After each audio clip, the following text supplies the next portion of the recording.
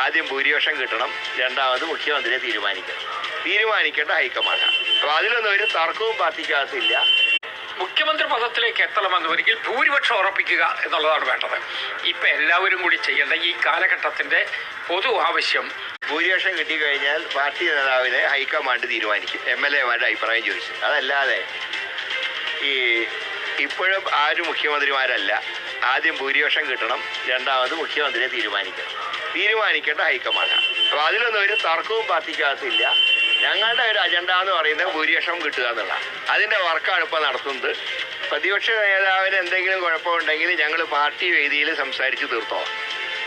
അതല്ലാതെ പരസ്യ പ്രകടനം നടത്തി പാർട്ടിയിൽ അന്തഛിദ്രം ഉണ്ടാക്കാൻ ഒരു കോൺഗ്രസ്സുകാരും ശ്രമിക്കില്ല. ഇങ്ങനെ ബഹളം ഉണ്ടാക്കിയല്ലോ. കേരളത്തിലെ മുഖ്യമന്ത്രി വരെ സെലക്ട് ചെയ്ത പഴയ കാര്യം എടുത്തു നോക്കൂ.